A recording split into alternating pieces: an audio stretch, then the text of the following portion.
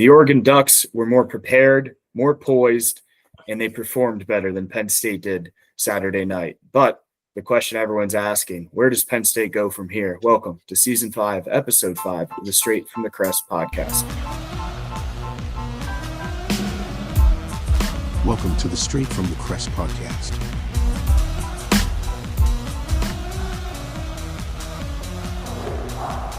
Welcome back to the Straight from the Crest podcast. I'm your host, Michael David Krestovich. On today's episode of the Straight from the Crest podcast, the trio of Garrett, Justin, and myself will be talking about the Penn State and Oregon game from last weekend. We'll be talking about what Penn State must improve on moving forward and what we liked from Penn State in the early season loss, that is. This episode is brought to you by Low Country Litter Lifters. At Low Country Litter Lifters, they pride themselves on being affordable and providing trustworthy and professional junk removal and waste management solutions in the Low Country. Whether you're managing residential, commercial, and construction waste, they'll take the worry off your plate with one call or one text. Link in the bio below. Fellows, welcome into sort of a somber show as Jay has his sunglasses on and Garrett's already low energy without saying a word. But obviously just a brutal way to open up competitive play for the Nittany Lions with a heart-wrenching loss on the very final play of an overtime game in front of 111,000 people. I'll go to Justin first here. Justin, you doing all right, man? What's going on? You know what, Mikey? It's been a nightmare ever since Saturday night. So I pulled the Nittany Lions to stay home today. Brought Matt with me. You know, we're getting through it together. Can't say it doesn't hurt, but a lot of season left. Garrett, Mark and Lou didn't make the trip with you today? No, I got to go back to a real team that can beat some real opponents and rely on their defense to make the stop when they need to make it, even if their offense didn't play very well through the game. So I didn't really feel a whole lot walking out of the stadium. I felt exactly how I have since probably every game since you and I walked out of that stadium in 2018 after blowing a 12-point lead with 8 minutes to go against Ohio State. So, kind of par for the course at this point. It's hard to say otherwise. So. Yeah, I mean, we let off the show in the intro. You heard how Oregon was more prepared, more poised, and they outperformed Penn State. Final score, to bring it up to all the listeners, viewers, subscribers, fans, trolls, I guess, if you're an Oregon fan watching this, 30-24, Penn State falls in double overtime in front of 111,000. It turns out that blasting Mo Bamba and having 111,000 people really doesn't matter. It's the product on the field. We could talk about Andy Koltanicki's scheme. We can talk about the play of Drew Allar, but ultimately, Garrett, why isn't Penn State still undefeated outside of Oregon scoring more points than the Nittany Lions? Yeah. I don't know. We have a good friend who coached us back in the day, Rich Signbody, who is a bit of basketball coach, and we all know him in here. And he, a couple other friends of ours were just talking about it on Sunday. He's just like, just stop talking about it. Like, it is what it is. Like it's too much it's too much. You're putting too much thought into it, right? Like, until something changes, like, you're kind of right. Like, what is there to break down at this point? You know, you come out and you have 98 yards of total offense and 7 first downs through 3 quarters, and you just have absolutely no, a complete refusal to change anything until you absolutely have to, down 17-3. Kirk Herbstreit was on, I forget whose podcast earlier today, but it was a good video and a good description. Somebody tweeted out. No, it's not. I don't think it was Desmond. It was Joey Galloway. Joey Galloway. You better watch it. Joey Galloway. Yeah, that's my point. But like, it was a good description of like, Penn State really plays no mistakes, play clean. Like, almost, if you don't do anything bad, you will win. You don't have to do anything good, but just don't do anything bad. You got to punt it away. You punt it away. You don't turn it over. It'll be okay.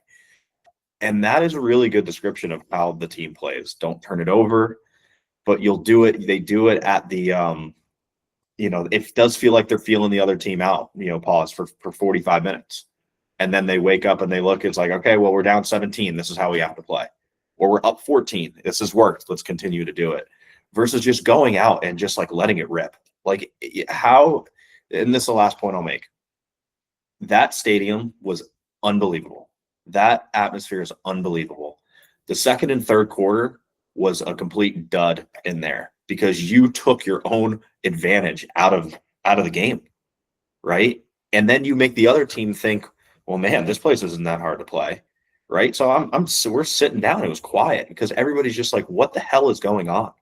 It's supposed to be a team that could win a national championship. We have, 98 total yards through 3 quarters. So all that to say, like, we can break it down, 10 ways to Sunday. Like, I don't know at this point. I don't know. We have a cool home field advantage. We have a cool environment. We have the Iowa's equivalent of the wave. Everybody loves the wave. Everybody loves the whiteout. It's very clear. Everybody thinks it's really cool. ESPN loves it. Nick Saban wore a white suit for the whiteout, right? That is all this program is until proven otherwise. That's just, I don't know how you could say more. Justin, Penn State didn't score its first touchdown of the game until the 10:30 mark of the fourth quarter when Devontae Ross hauled in the deep throw. Do you think Penn State's lack of explosiveness on offense was a product of itself or just how good Oregon's defense played the Nittany Lions Saturday? Yeah, I mean, credit where it's due. I think the stat was Drew passed the ball 24 times and he was pressured 18 of them. So there was obviously a breakdown on the offensive line. Something was going on with the scheme. They were not able to match up man-on-man with the Oregon pass rush. So when you're getting pressured every time you drop back, it's going to make the pass game look really sloppy. And it's not something you would expect out of a veteran offensive line. And then the other part of that is we expected this veteran offensive line to be able to push around Oregon, right? These are the same guys that ran the ball for 300 yards against them last year. It's the same offensive line. It's the same running backs. It's the same offensive coordinator and scheme. And for some reason, we couldn't move the ball on the ground, and Drew couldn't get any time when he was passing the ball. So you can give credit where it's due to the Oregon defense for coming in and putting a ton of pressure on Drew and stifling the run. But at some point, you have to take a look in the mirror and say, what went wrong this time? Because that was not the issue the last time we played. The issue was not the offensive line and the run game and keeping Drew clean. The issue was the defense, which, to Jim Knowles' credit, he fixed. Right? That defense played phenomenal football. And the other part of that is Oregon didn't respect the offense so much that they turned into a 4-down game, the entire game. They were going for it on 4th down almost every drive at the midfield mark because they didn't respect our offense's ability to move the ball. So when you couple the amount of time that the defense has to spend on the field, even when they're playing very, very well, and the fact that the offense can't get any time for Drew and can't move the ball on the ground, is just a recipe for disaster, and it was. Yeah, I mean, I want to touch on your point about 4th down. If you look at both of the teams on 3rd down, very similar. Penn State was 6 of 15. They actually faced less 3rd downs than Oregon, which I was surprised to see that. Oregon was 6 of 18, but on 4th down, Penn State 3 of 3 on 4th down, which they converted when they had to, but it was very short-yarded situations and crucial moments. But Oregon was 5 of 7, and that was really the ball game. But, I mean, we talked about it last week. We needed an efficient game out of Drew Aller, and we needed some sort of spark. We didn't get that. Dante Moore came in and played one of the best games the team's played against Penn State in a long time. I mean, 3 completions of 20-plus more. Penn State had 1, and it was on the touchdown in the 4th quarter as they were down 17-3. But I equate it to this. I think, and a lot of you guys will understand this. If you leave a Penn State game and you're bumper to bumper traffic and you don't really know where traffic's going and everything seems crammed and it's dark out, that's Penn State's offense when you're leaving the stadium. When you get out on Interstate 80 and you're headed Interstate 80 West and you see 33 miles till Clearfield and you're going 70 miles an hour relaxing, that's Oregon's offense. It just felt so crammed and so forced from the Penn State perspective that it just felt like nothing they could do was working, and they were just it was an odd thing to watch. And then it looked like 2 different brands of football being played from that. And if you would have told me that Penn State would have completed 14 passes and ran for 139 yards, I would have told you they got beat by 38 points. Maybe if you ran for 250 and completed 14 passes, but you complete 14 passes, run for 140 yards, that's not beating anyone. That's not beating Oregon. But that was, Garrett, you brought up 2018 Ohio State game. That was actually Penn State's first loss in before September since 2018. So just obviously a heart-wrenching way to start the season. That was kind of the offense. Let's go over to the defensive side. Can I say one more thing real quick? That was that's actually all. That's all we had time. That's fine. Yeah, that's Low fine. Country Litter Lifters wants us to move on. Go ahead. If most people haven't stopped listening by now due to them being so depressed, but like, you know what a lot of this is like, you know, as a A&M fan, it's like watching Jimbo Fisher offense. It's pain. It's just hard. Everything's hard. Everything's super hard. And, you know, you get to the press conferences week in, week out, and it's like, you just got to execute better, right? Execute was his word. And what has that sounded like in the two press conferences ensuing with Coach Franklin, right? And I'm not calling for heads, nothing. I'm really not going to do that. But like, just burying our heads in the sand, going with the same lineup on the offensive line this upcoming week. I mean, we spent the first 3 weeks thinking the offense is going to open up, guys. I think we're going down with the ship. I think this is just, we think we know better. We're the smartest guys in the room. This is what we're going to do because we think we're going to keep knocking our heads against the wall, and at some point it will break down. That's what I'm concerned about. Is this kind of like, we just got to execute better versus, well, maybe what we're doing isn't really working. So that's just one thing. And I watched it. I watched this entire timeline play out, and it didn't end up going over very well. So I really hope that's not the case. I think we might be trending that direction, at least on the offensive side of the football. Yeah, I lied. I want to talk about one more thing. I want to talk about that final play call. Obviously, Deni Dennis Sutton jumps up, intercepts Dante Moore's pass to the back of the end zone. Massive stop, huge stop. At that point in time, I'm watching the game and I'm thinking that, what's up? Did that happen? Yeah. I wish that happened. 2-point conversion. Oh, gosh. See, I don't even remember that happened. Okay, anyways. I was like, whoa, are we going like alternate reality here? No, like so he intercepts the ball on the 2-point conversion attempt. Yeah. All Penn State has to do is you have 25 yards, and they are dominating from the 30 in. They did it all game. They did it in the second half. Once they broke that 30, Penn State's a different team. That's when you see these wide receivers come alive. That's when the run blocking schemes are working within the 30. So I felt confident. Listen, they just got this big stop on defense. All they need to do is get a touchdown. And I like Koltanicki's 2-point play call. They're creative. We saw the touchdown run to Devontae Ross, the fake sweep toss back the other way.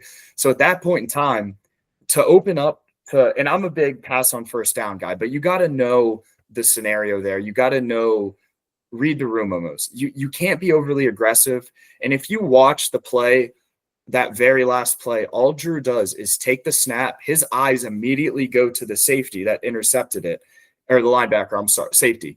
And it didn't go anywhere. He rotated his hips, stared him down, threw it right to him. I mean, I think we just got to talk about that play call there. That was obviously altering. Maybe we don't have to talk, but obviously. Yeah. Well, they clearly knew what was coming. Because also, why are you Tangwall said they ran it 5 times. Why are you running that to the short side of the field? Also, the ball was on the right hash. But that's my point with like the press conference after is like, well, we've done it for years. Obviously, that's what we do. Like it is just, there's going to be no real accountability is what I'm starting to get at. Do you know what I've learned? It's like, there's no like, hey, we probably should have done something different. Like there's just none of it. What do you know? What's interesting is that play call is super similar to the play call that they ran against Notre Dame on the final play. That tight end wheel route is what Drew looked to first against Notre Dame, and he didn't throw it, and instead he came back across the field and threw the pick on the dig. Yeah, and this time he stares down the wheel and he throws it anyways. And he throws. You know what play it also is like? A variation of it. When the fourth down on the field. The fourth down. No, not that one. Surprisingly, the fourth down call against Ohio State. When not the 4th and 5, but last year inside the 5-yard line, the look was the look is that kind of it was less of a wheel and it was more of just kind of a flat route, but that was the only look, and it was on the short side of the field as well. And it's like how many times are we going to keep doing this, right? Yeah, obviously need to see a change out of the offense. Neither running back look. Katron broke a few tackles. Obviously we were texting during the game. I think I hope Luke Reynolds is better than what he showed against Oregon. I think his expectations were a little high, obviously having massive shoes to fill. But just the talent discrepancy, like we thought coming into this game, we would be able to match up from personnel perspective of the guys we brought over. But, I mean, they looked faster than us in all aspects. They looked stronger than us up front. I mean, props to their O-line and D-line. I thought we would command in there. But let's go to the defense side of the ball here. Justin, who was the Penn State guy that impressed you the most in the win? Yeah, or in the loss? Yeah, I know. It stinks. Amari Campbell, he looked awesome. He played his heart out. You know, you feel bad for him, Tony leaving the field. And then obviously Tony had a long-term injury, as Franklin said, which we all know means he will not be back this year, unfortunately. But Amari Campbell played out of his mind. He played hard, played with passion. And there were a couple sticks that he made where he put his body on the line to keep people from getting the yardage marker. Like there's the scramble on 4th down with Dante Moore that he goes low and he meets Dante Moore low and stops what would be a conversion. And then obviously the near targeting and overtime. But I mean, he really played his heart out. I think he popped. I don't know. I thought that their defense looked faster than our offense. I did not think that their offense looked faster than our defense. I thought that our defense flew around. I'm still really high on the secondary, and I am really high on Amari Campbell like you are. Obviously, we're going to have linebacker issues moving forward, but I thought that our defense matched up really well with them. I thought that our offense definitely looked slower. Oh, I agree with you there. I'm comparing our wide receivers and running backs to their offense to offense, defense to defense. Okay. Our defense played phenomenal. I think their weakness was the corners, and we couldn't figure out how to exploit it. Their linebackers played great. Botcher is a stud out there. And obviously Sadiq, who we've talked about on the show, hurt us on a lot of third downs there. Garrett, how about you? Defensive side of the ball, who impressed you? Yeah. I mean, I'd say probably Amari Campbell was pretty solid. I thought the secondary played well. They did not give up very many big plays. There's a couple of plays that Takori Moore made, and he's a very good player. He is definitely a guy that we do not have on our team. And so I just thought there was a lot of look, they made it very clear. The officials made it very clear that they were not going to call holding. And when you look, Penn State should not have to rely on stuff like that to win games. But, clearly in big games and big scenarios, why we want this whiteout at night is we want every single advantage we can possibly have so we can overcome deficiencies we have versus other good teams. If you're not going to call holding on the tackles where they're holding every single play because they are on a silent count and they are on a half-second delay and our ends are getting off to – it seemed like we thought our ends would be able to get quick jumps, get to the quarterback, and that's how we would get pressure. And we would have if we weren't held on, 40, 50, 60% of the plays. So that was just a big advantage that we lost because they weren't going to call holding. That scheme that they ran, though, like they pushed the ball down the field twice. Am I wrong there? They pushed the ball down the field twice. They played so much short game to try and keep our ends out of it. I was saying to Colin Spencer the whole time, I'm like, screen's coming. And it was never screen, but like you said, it was always easy underneath stuff that was there. I mean, our offense didn't help our own defense. Like it was not at all. Like the field position battle. They had so many. They started almost a quarter of their drives on the 40 plus for us, and thankfully, the turnover didn't come late. But when it did, it came at the worst time possible. Just brutal there. But 17 points, if you allow to Oregon, you'd think that'd be enough to win the ball game, which we thought too. We said anything under 30 probably wins you this game. Of course, they score 30, goes to overtime. Penn State loses because you'd think an offense would be able to muster 3 offensive touchdowns. And that's all they had to do to win this game. Score the ball 3 times, and they win. It's that simple. Yeah. The more I just continue, I've tried to not give it a ton of thought until the show and just kind of come in not over analyzing everything. What worries me is the answer is going to be well, if we would have just won the turnover battle, or if we were neutral in the turnover battle, we win the football game.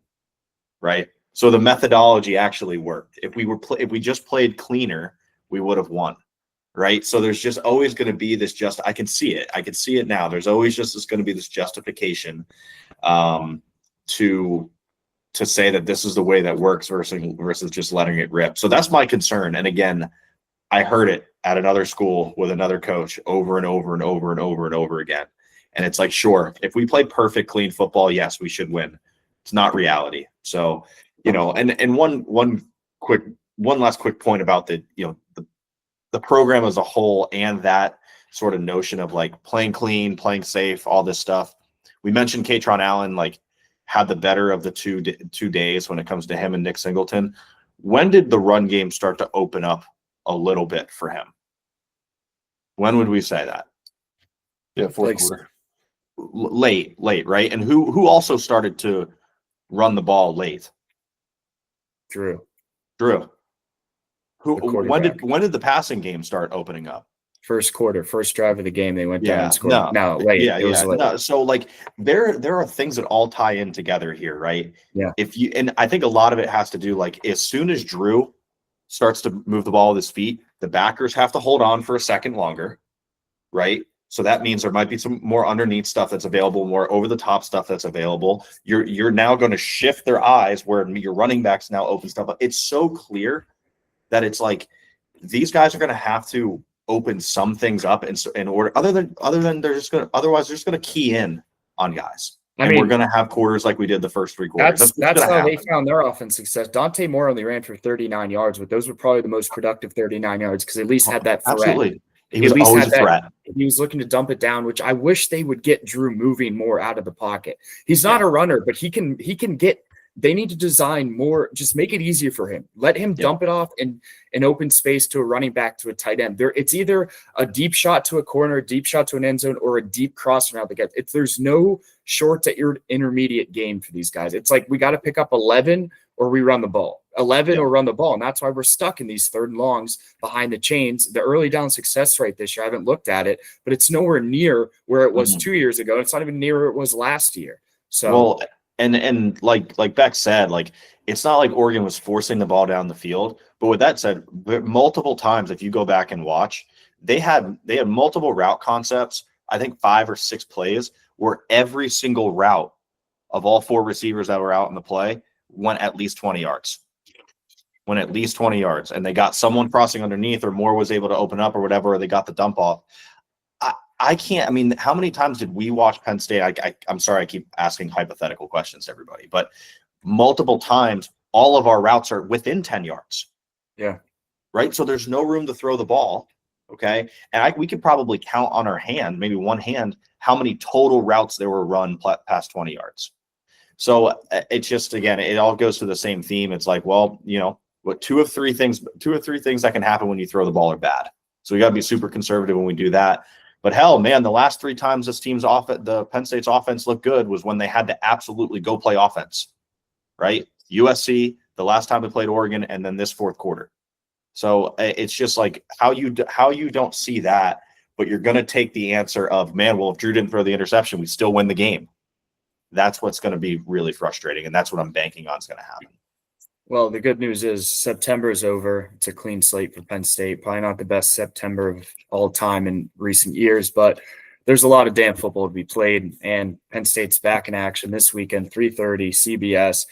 Gonna be a weird one. It's a 12:30 Pacific time kick. The UCLA Bruins, who have undergone more coaching changes this year than Penn State has in the last, well, I guess I should say in terms of personnel, but obviously they get rid of head coach, blanking on his name here, Deshaun Foster, who was the running backs coach for a year. Deshaun Foster's gone. Their interim offensive coordinator, Tino Suniseri, resigned this week. So it's gonna be a great get right game for Penn State. And I don't necessarily think that Penn State even needs a get right game. They just need to beat the good teams. Penn State doesn't lose to these bad teams. They play sloppy. They play sloppy in the first half. But this team met a year ago in Happy Valley, 27-11. Penn State wins. UCLA never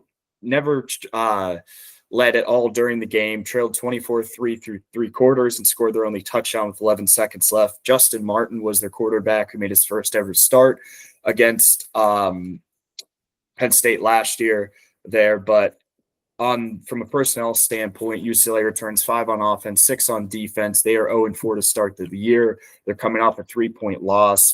at Northwestern, their closest game of the season outside of a 7-point loss at UNLV.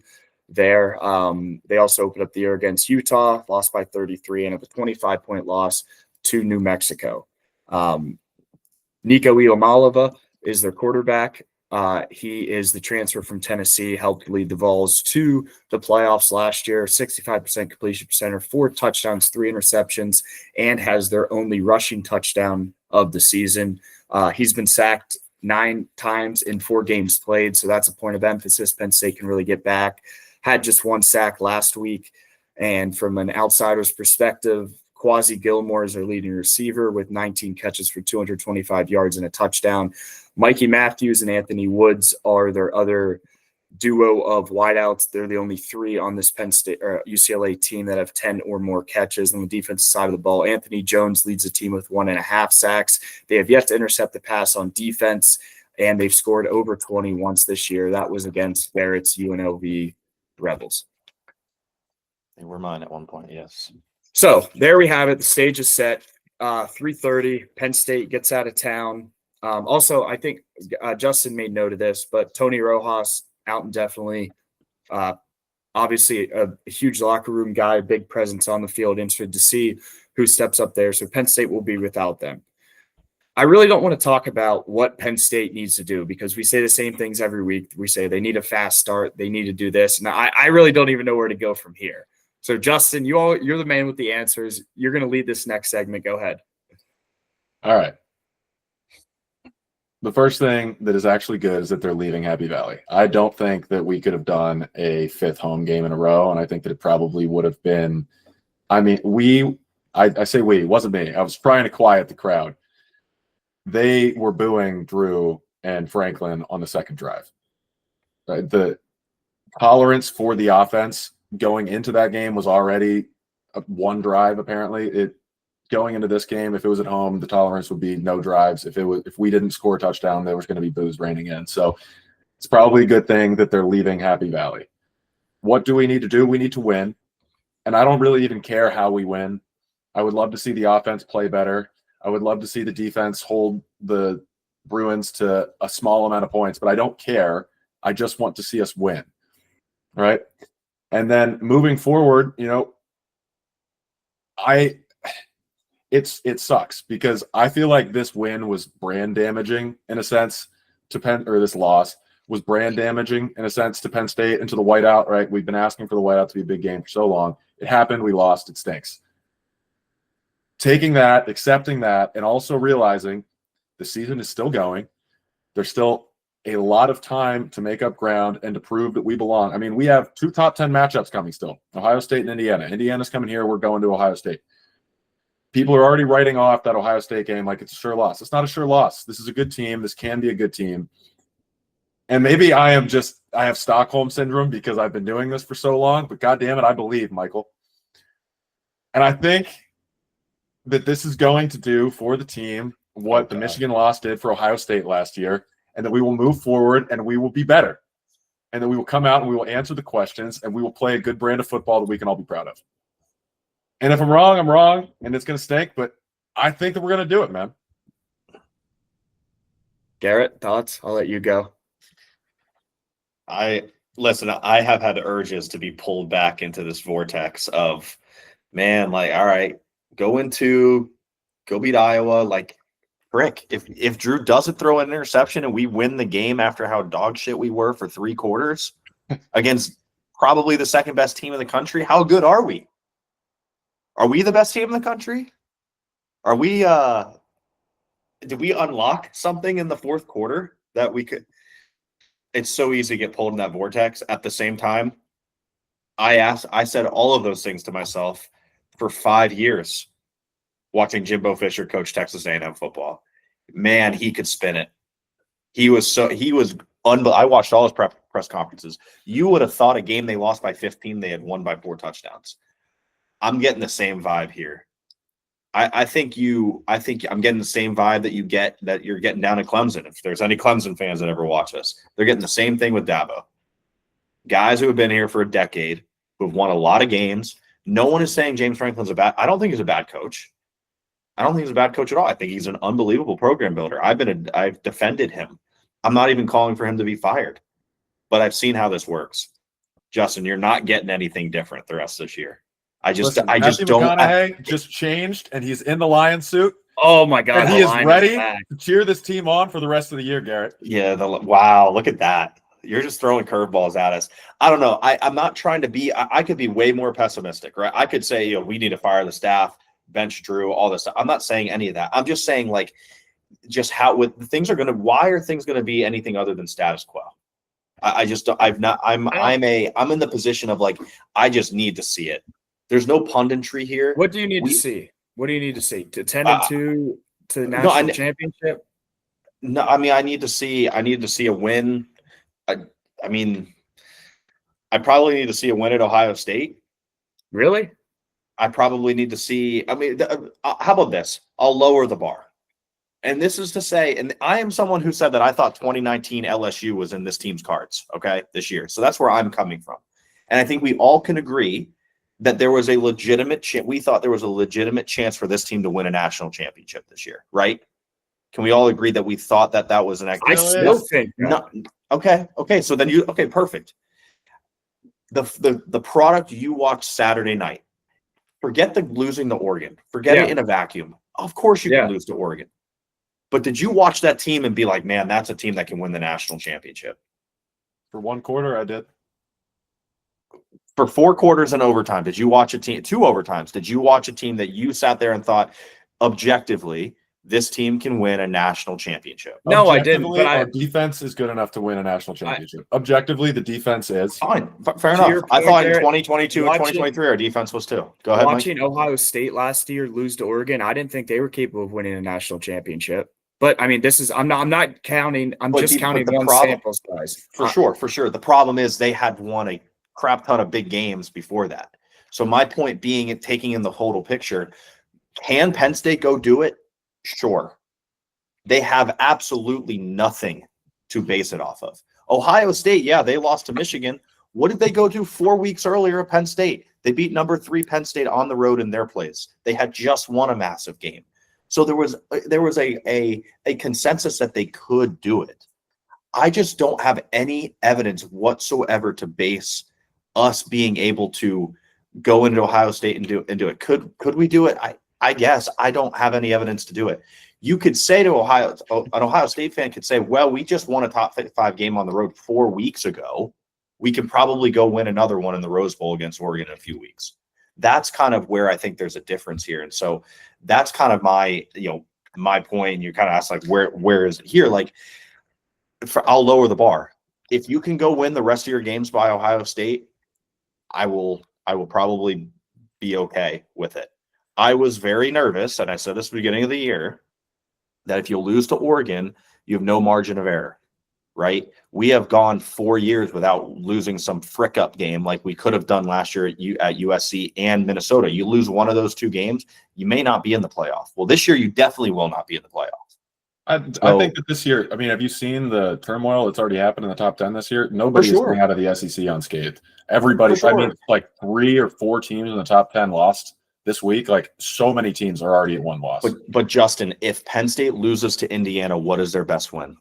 Ohio State. No, they have to win. They lose to Ohio State. They have to win. They can't go 9-3. Nobody's saying 100%. They can go 9-3. For sure. But 10-2 could do it. Yeah. 10-2 definitely gets Indiana. Yeah, it's going to be the Indiana number 1 and 2 team in the country. They get in regardless. It doesn't matter who they beat. Now, if Indiana gets smoked by Oregon and then smoked by Ohio State, right, and they end up going 8-4 and they're not ranked, how do you justify putting a Penn State team in over a Notre Dame? Because Penn State's losses are to number 1 and 2. But we've been that's true. But we've been 13, knocking on the playoff door. Miami will be 6, 7 around there. Yeah. So I just think, like, you can take care of all this stuff. I mean, Tiger said it, right? Winning takes care of everything, right? And he said it in a time where he probably shouldn't have said it because it was pretty foul and deaf ears. But it really does. And, like, I don't want to argue losses anymore. I'm tired of it. The issue is, there's a lot of turmoil. Alabama, yeah, they lost a terrible game to Florida State, and then frick it, they went and go beat Georgia at Georgia. When are we going to do something like Then that? why can't we do it, baby? Because Alabama's done it for 2 decades. So I just am in just so much believe it when I see it, and I'm numb to it unless I see it. Like, I'll keep breaking it down. I love the optimism, Beck. I get sucked into it. I have those thoughts too. It's I don't know. All righty. Prediction time on the show. Last week, all three of us projected Penn State to win. Justin 27-23, Garrett 27-14, and myself 31-21. I was For what game? The Oregon game. I said 2017. Oh, did you? Yeah. Okay. Well, you were wrong. Gosh, Yeah. Anyway, 27-14 would have been amazing. Oh my gosh. Sorry. So this game, I think Penn State's around, 33. I saw the line last. If someone wants to pull that up there, that would be great. But it's a West Coast game. First time Penn State plays an away game. Last year, obviously, they traveled to USC and had a little closer game than a lot of people expected. It took a second half comeback. They're actually trailing at the half to beat the Trojans in overtime. But back to the Rose Bowl Stadium. Last time Penn State played here was the 2022 223 Rose Bowl game where they defeated the Utah Utes behind a phenomenal performance out of Sean Clifford. So back to smelling the roses here. Probably not as many people at this one as there were in Pasadena.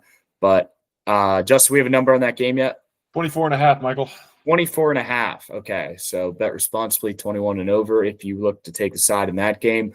Just start off with your prediction. Give me your score prediction and touchdown score. First touchdown score, give me Trevor Pena. And then the score prediction, let's go like 31-16. I don't think we cover. I picked him to cover every week. James has let me down. He's running my wallet. But, yeah. Garrett. I'll it this time. 38-10. I think it'd be really crucial to just watch the backers play without Rojas. I mean, obviously, we know Dom DeLuca can play football. Let's see how some of the young guys do. I'm sure there's going to be some sort of rotation in there. So say 38-10. I don't think we're going to see anything groundbreaking or spectacular. Just go get the win. It's going to be reverting back probably to the first 3 weeks of the season for the next couple weeks. Just kind of some, get the wins, stay healthy, move on. 45-3 is my prediction, and I think for the fourth time in his career, Drew Allar surpasses 250 passing yards. So that is my pick of the week, my stone cold deadlock. We need first touchdown picks from both you two. Trevor Pena does something. Yeah, I'll say Trevor Pena. Okay, so you guys, that's fine. We all have Trevor Pena. Gosh, Garrett was not paying attention when you said that. No, I was. You were. I was actually. I know. I was reading something about. I was half not paying attention because I was reading something about Trevor Pena, which made me want to pick him. You don't appreciate my takes, G? No, I do. I think you're a very reasonable person, which I don't want to just get sucked into being unnecessarily positive. So I think if it were to happen, I think if everything were to happen correctly, it's going to happen the way that you broke it down. I just don't know if I believe it. Awesome. And so 3:30 Penn State. We'll see you next week for the Northwestern preview as Penn State returns home after a quick trip out west. Thank you for listening.